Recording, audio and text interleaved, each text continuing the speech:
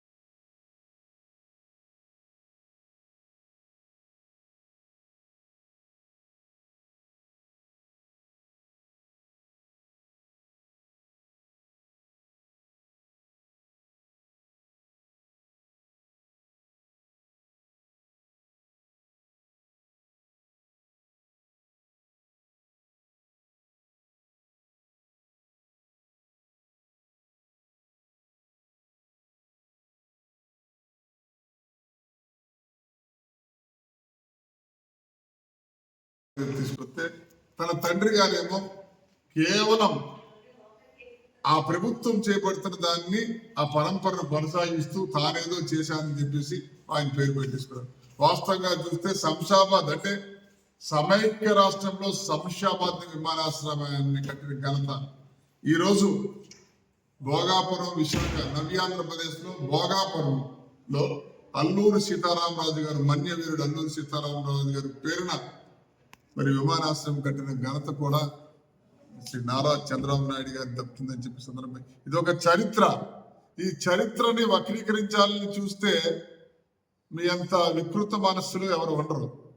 ఎందుకంటే ఒక ప్రధానమైన ప్రతిపక్ష నాయకుడిగా తప్పు ఓకే, గత ప్రభుత్వం పరిపాలన విధంగా శాంక్షన్ జరిగింది, అన్ని అనుమతులు వారు తీసుకొచ్చారు, ఆ ప్రభుత్వం చేసిన మేము కొనసాగించామని చెప్పు పర్లేదు. కానీ ఎర్ర బస్సే అలగని ప్రాంతానికి ఎయిర్ బస్ అవసరం అన్నాం. 29 కిలోమీటర్లు, నాటికల్ కిలోమీటర్లు దానికి అంతర్జాతీయ ఎయిర్పోర్ట్ అన్నాం. ఇప్పుడేమో మా పక్కన ఉంటాడు మరి కోడిగుడ్లు మంత్రి. ఈ ప్రపంచంలో నాకు తెలిసి సుమారు 240 దేశాలు ఉంటాయి. ఈ దేశంలోనే 29 రాష్ట్రాలు, 5 కేంద్రపాలిత ప్రదేశాలు ఉన్నాయి. కోడిగుడ్లకి ఒక శాఖ అంటూ లేదు. బహుశా ఆంధ్రప్రదేశ్లోనే కోడిగుడ్డికి ఒక శాఖ అంటూ ఉంటే దానికి మంత్రిగా పనిచేసిన వ్యక్తి సోదరుడు గుడివాడ అమర్నాథ్ గారు. ఆయన ఏదో మరి ఆయన సోషల్ మీడియా చూస్తాడో లేదో తెలియదు, కానీ మాకు వాళ్ళకి కొంచెం ఆత్మీయుడే. ఎందుకంటే రాజకీయాలుగా విభిన్న మనస్తత్వాలు ఉన్నాయి, విభిన్న ఉన్నాయి తప్ప వ్యక్తిగత ఏమి లేదు.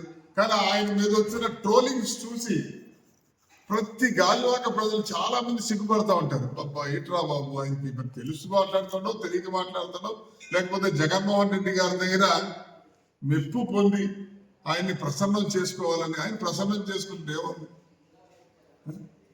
తాడేపల్లిలో బూడిద తప్ప ఇంకేమీ లేదు. కాబట్టి నేను ఏమంటే, విజ్ఞులైన ప్రజలు, విశాలమైన ప్రయోజనాలు తెలుగుదేశం పార్టీ ఈ కూటమి ప్రభుత్వం పరిరక్షిస్తుందని చెప్పి సందర్భంగా చేసుకుంటూ, నేను కూడా ఏమన్నా అంటే, వార్డు స్థాయిలో ఏదైతే విద్యుత్ టారిఫ్ ఛార్జీలు తగ్గించామో ఆ ఛార్జీల మీద విస్తృతంగా ప్రచారం చేయాలని చెప్పేసి మాకు ఎలా ఉందంటే, మా కార్యకర్తలు కూడా చాలా ధీమాగా ఉన్నారు.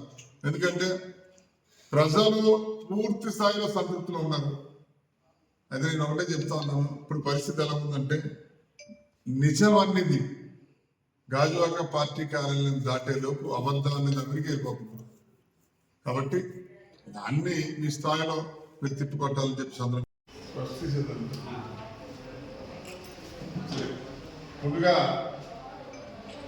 అందరికీ నమస్కారం అండి. మాకు ఈ అవకాశం అంటే మేము అడగగానే శివారెడ్డి గారు ప్రధాన కార్యదర్శి వాణిజ్య విభాగం, అలాగే మన 65-64 క్లస్టర్ నుంచి మా నర్సింగ్ చేసుకున్నాం కార్యదర్శి, అర్బన్ జిల్లా తెలుగుదేశం పార్టీ కార్యదర్శి శ్వేత గారు, వాణిజ్య విభాగం గాజువాక లేబర్ గారు, అలాగే ఎమ్మెల్యే శివప్రసాద్ గారు బీసీసీఎల్ అధ్యక్షులు గాజువాక, అలాగే మురళి గారు వాణిజ్య విభాగం అధ్యక్షులు, తెలుగుదేశం పార్టీ కుటుంబ సభ్యులందరికీ ముందుగా జ్యోతి గారు, దానిలో మహిళా లీడర్ గారు, అలాగే సోదరి చేసిన అన్ని కూడా నేను బట్టలు నొక్కడానికి ఏముంది, నా దగ్గర కూడా కంప్యూటర్స్ ఉన్నాయి. మా స్టాఫ్ కూడా ఇలా చేయలేమంటే బట్టలు నొక్కేసి